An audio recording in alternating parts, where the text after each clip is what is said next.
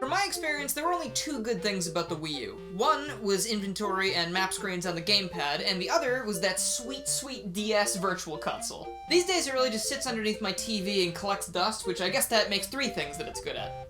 So does that mean I think the Wii U is a waste of money?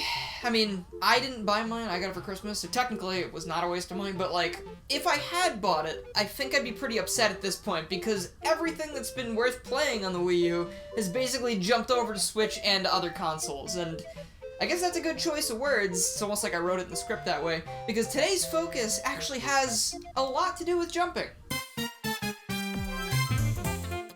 My history with Mario 3D World is a little bit sketchy, because you see, when it was first announced, I was like, holy heck, look at all of that cool stuff that's happening in there, and, you know, over here we've just got all of the new Super Mario Bros. Games for the last several years, and they're all really boring and samey, and oh man, I want some of that. So it was basically everything I was looking for in a new Mario game. It had unique looking locations, it had new enemy types, it's got 4-player co-op for the first time ever.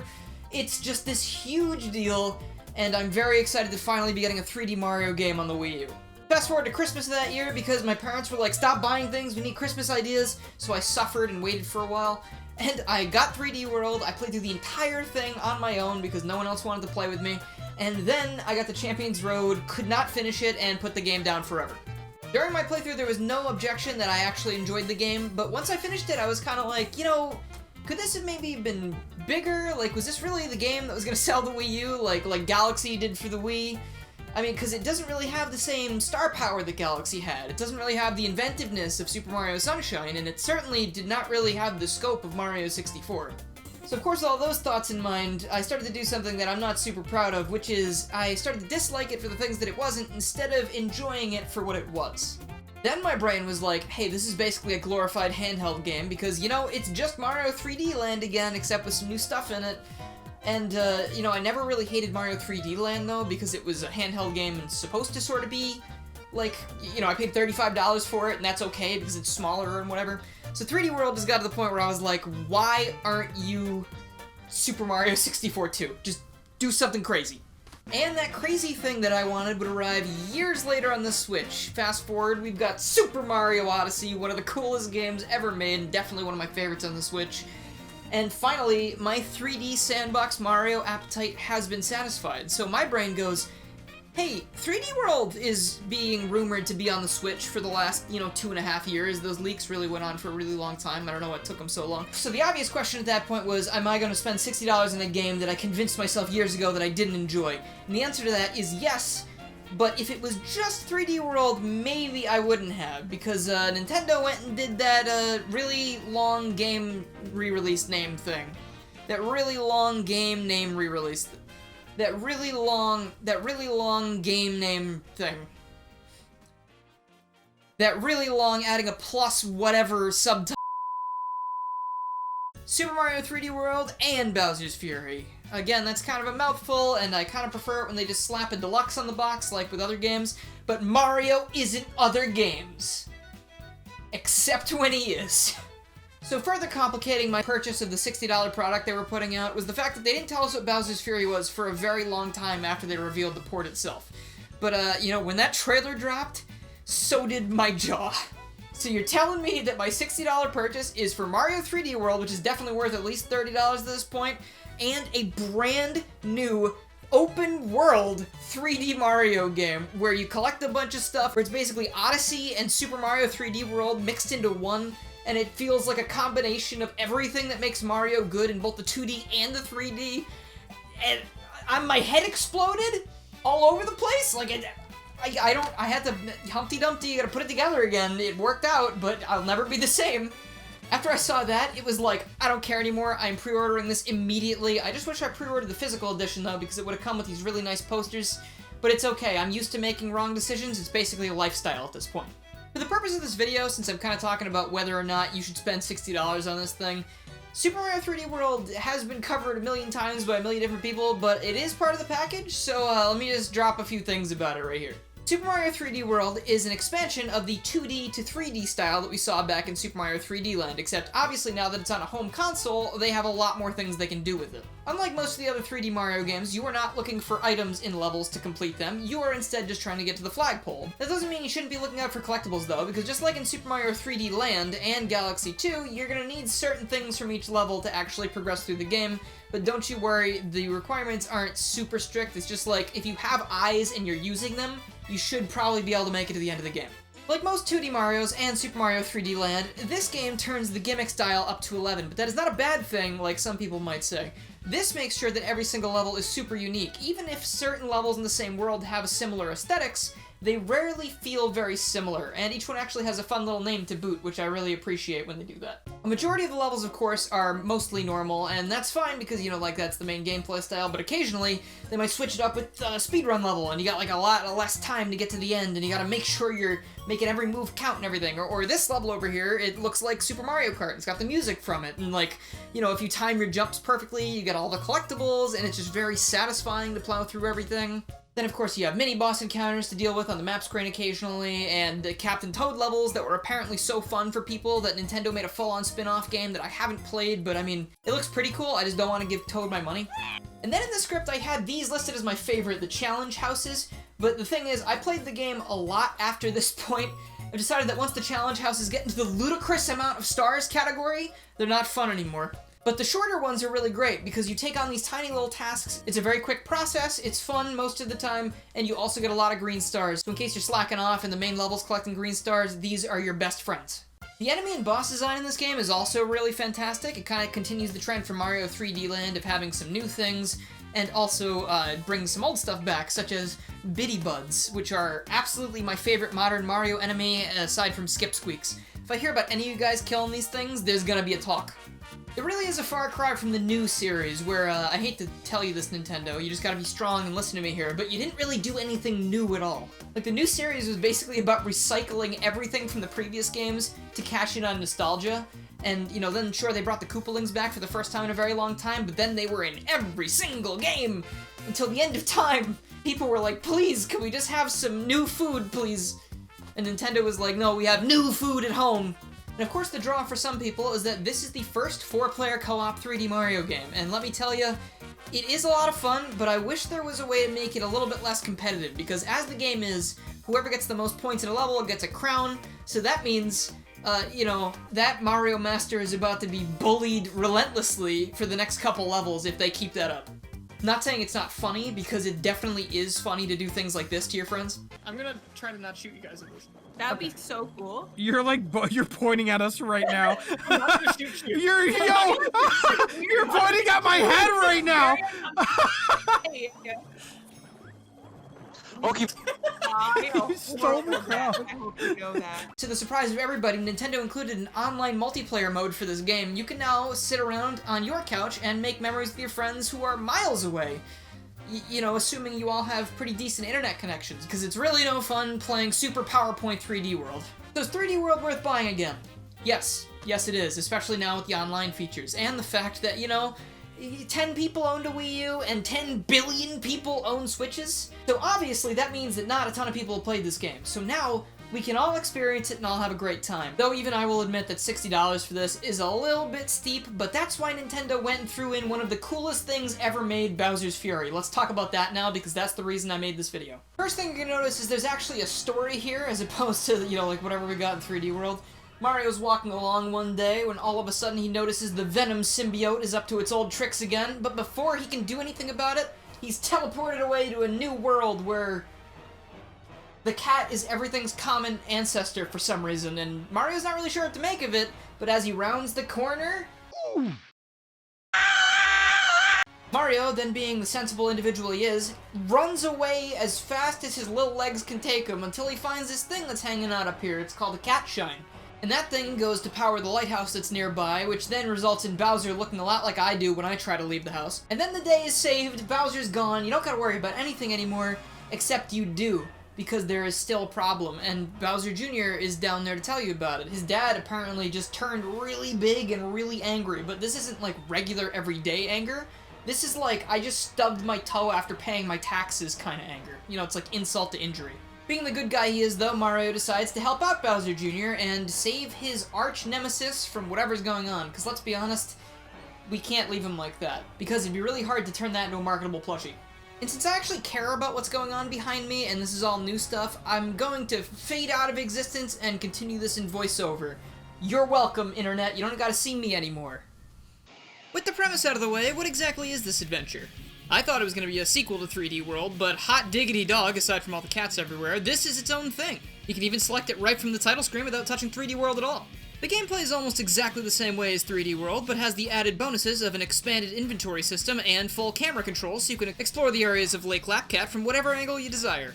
This felt so at home in the 3D World formula for me that when I went back to the main campaign after completing Bowser's Fury, I found it actually really jarring that I couldn't use either of these editions. The biggest change, of course, is that you are not going to see a single gold flagpole here, because this is all about collecting things. There are a total of 100 cat shines hidden throughout the islands and the ocean surrounding them, and the way to obtain them can be as simple as stumbling upon them, or finding 5 cat shine shards, or it could be as complicated as locating multiple lost kittens for this feline behemoth. Seriously, it's a good thing this cat is on our side, jeez. The larger islands all act as if they were disconnected stages you'd find in previous sandbox Mario games like 64, Sunshine, or Odyssey. Each island has 5 cat shines to obtain, and they'll change as you collect them to allow you to collect the next in the line. My gripe with this is that most of the time you'll actually have to leave the island for it to swap to its next iteration, and in a way that feels like kind of having to leave the bomb battlefield, let's say, so that Koopa the Quick will spawn, so then you can continue. So clearly Nintendo still hasn't figured out how to make that change seamless, cause like even as recently as Odyssey, they're still doing that thing where like when you collect the main story moons, it resets the level so you can go do new things. I didn't notice this too much at first, but towards the end game, when I only had like 2 islands to go back and forth between, it was very distracting. To travel between the islands, our old friend Plessy volunteers their services, as they are very accustomed to the water, of course. I was getting some big Wind Waker vibes from this, because basically it's just this big open map full of islands you can discover, except I think it's probably a lot smaller than Wind Waker, which I'm sure everyone is probably okay with. And don't you worry, because if you ever find yourself without Plessy, they'll pop up somewhere close by automatically, so traveling is never an issue. And funnily enough, this actually reminded me a lot of Sea of Thieves, something I never thought I'd bring up on this channel, but whenever you leave your boat, transportation back to it arrives really soon after, so you're never really stranded in the water for too long. This, of course, is all well and good, but there's also the small issue of the gigantic Koopa King we saw earlier. The other main gimmick of Bowser's Fury is, of course, Bowser himself. He's in the title. I don't know why you didn't see this coming. As you're traveling around, keeping an eye on the middle of the map is ideal, because randomly, Bowser will begin to menacingly rise back out of the lake, and soon after that, the music will falter as thunder, rain, and lightning overpower it. And then... Ladies and gentlemen, welcome to Imminent Danger. If you've ever felt your fight or flight response kick in, you might get a similar feeling when this man pops up, because holy hell is he dangerous. The sky starts raining fireballs and rocks, Bowser will try to disintegrate you with a gigantic flamethrower attack, and your only options are either to collect a cat shine, to drive him away, which can be really easy considering he uses flame breath to open the way to certain shines, or if you've collected enough shines, Mario equips the Giga Bell power-up to even the playing field. Giga Cat Mario is basically just regular Cat Mario, except he could probably fight Godzilla and almost win. And for the record, I am Team Godzilla, Kong has no chance. These battles with Fury Bowser usually boil down to chasing him down, knocking him over in some way, and then ground pounding his stomach, but they're not always as easy because of everything he's throwing at you. Once he's defeated, typically a new section of the map will become available, which allows you to collect more cat shines, and you're going to want to because the amount of cat shines it takes to use the Giga Bell increases after every fight. Junior will also have some stuff to say in between the fights, and Mario's interest in these tidbits ranges from ooh to ugh. He makes some very un-Mario-like expressions in this game, and I'm living for it. Fury Bowser is such a fun mechanic to work with, because if you're not paying attention, he might catch you by surprise when you're in the middle of something, and then you have to scramble for cover while going after that shine you were working on. And let me tell you, there are very few areas where you're totally safe from this man. In my playthrough, I had so many close calls dodging out of the way of fire breath either into the water or into a clear pipe, and these split-second reactions really made this feel all the more entertaining. It sort of feels like you're actually running for your life. The adrenaline rush is nuts. It's made even better by the fact that, like, if you're not being careful, he will mess you up. There is no buts about that. I did sort of get disappointed by the end of the adventure, though, because I feel like I had seen all of his tricks by about halfway through. I found myself hoping that he'd do something new, like try to grab Mario and throw him, or slam his hands down like massive walls and try to stop me from running the direction I was going. It eventually just boiled down to him launching Fire Blast after Fire Blast, and like, once you know how to dodge out of the way of those things, it's kinda like, alright dude, could you wrap this up? I really gotta go see a cat about a thing. I also had a pretty annoying time with one specific mission because of this feature, because whenever Bowser appears, all of the cats on the island enter what I like to call real cat mode, where they don't want to be around Mario anymore and will hurt you upon contact. Yes, even that behemoth from before, that was foreshadowing. But let me tell you, traveling slowly on this ice float to get one cat back and then seeing rain kick in, I already knew I was boned because I wasn't controlling the pace at which I was traveling. Of course, right towards the end of the fetch quest, the cat turned into a goblin, and then I took damage, and I had to go do the entire thing again. And here, there were only 2 shines left in the entire map, so my options were either wait for him to leave, which he just would not, or reset the game. So that's just kind of what I had to do. I just had to turn the game off and turn it back on so that I could actually complete that objective. And now there's gonna be some spoilers. I don't know if you're gonna care about this since it's so story light anyway, but I will put a timestamp there so you don't need to see that stuff. Once you get around 50 cat shines or so, Fury Bowser is no longer playing around, so your only choice is to take the fight directly to him. What follows that is a longer boss fight with Bowser using some unique moves, but you take him down the same way as before, and finally, the curse leaves his body, but it ain't all sunshine and rainbows just yet. Bowser's still huge, and he's still crazy mad, and using some powers that will never be explained, he steals all the Giga Cat bells, and he runs away. He just runs away from you, I'm not sure why. Junior, your dad is a little bit of a wuss. Using Plessie's aquatic abilities, the gang chases down Bowser, knocks the collection of Giga Bells into him before taking them back and giving the Koopa King a suplex he shan't soon forget. I refuse to believe that Bowser Jr. was actually okay with that, but he doesn't voice any concerns, so I mean, tough luck. After a very long day, Bowser Jr. has his dad back, and Bowser immediately goes after Mario, who looks rather snooty about rescuing him. I think the words you're looking for are, thank you. Junior pulls him off screen and returns to Mario's side, looking sorta shy. Here it comes, it's the thank you! It's okay, Mario, at least we appreciate you, and you're the bigger person. You did good. Thus ends Bowser's Fury, and during the credits, we see that all of this was actually Bowser Jr.'s fault. Apparently he was just trying to get some footage for his YouTube prank channel. It's fine, don't worry about it. And before I forget about this again, why does this entire thing sort of feel a little bit like Paper Mario Color Splash and its whole black paint thing? Both instances, Bowser's possessed by a suspicious substance, and we're just supposed to think that's a coincidence? I mean, even some of the music in this mode actually sounds like recent Paper Mario music. Aside from that, though, there are also a ton more collectibles that show up once you finish the game the first time, so good luck with the rest of those. Getting all of those makes the final confrontation a lot longer, and I was expecting a different ending, you know, like a thank you or something, but instead you get a different ending picture, sort of like Celeste does. And then when you relaunch that finished file, Cat Mario now looks like Giga Cat Mario, and Bowser Jr. is now Meowser Jr., complete with a cat clown car. This is all purely aesthetic, but it's great and I love it. So if you heard all that from me and you weren't convinced that I really enjoyed this game, maybe go back and watch it again, because maybe it'll sink in the second time. What we have here is 3D World, arguably one of the most enjoyable 3D Mario games ever made, and a brand new open world collectathon game with brilliant gimmicks, fun platforming, and excitement no matter where you decide to go. If you're a fan of Super Mario Odyssey like me, you will enjoy Bowser's Fury, and it might even give you a greater appreciation for 3D World too. I've honestly gotten to the point where I know I want the next game to be Mario Odyssey 2, but if they were to go the Bowser's Fury route for a full game, I would also happily accept that. Hell, biggest brain play would be just do Odyssey 2 and make it open world like Fury. You can have that idea for free, Nintendo. And if you don't like it, I really hope you won't be furious with me. You made it to the end of the video! Congratulations! If you did make it to this point, please let me know down in the comments. I would love to see what you thought of the video. And if you like this video and you haven't already, please make sure you subscribe, click the bell, follow my Twitter, and join the Discord to keep up with more Mario stuff and other things that aren't Mario stuff, because I do a lot of things. I'd also like to give a huge thank you to my current supporters, who are Super Mario Brothers the Channel, Kaido the Samurai, Danny Lee Dauber, Mike TGC, Chaotic Mercenary, Jacoby May, Raiden Still Plays, Crystal, PM13, Crazy Sean DX, Chaosk, Ty Little Tech Guy, Zealous Indolent, Jeremy, Lucas the Tall Man, Mega Traffic Cone, and everyone else who's supporting me in the $1 tiers. Remember, even $1 helps, and I appreciate it a great deal. It also gives you access to a few things, such as blooper episodes, if there are any for the video. Thank you so much for watching, and I will see you guys next time.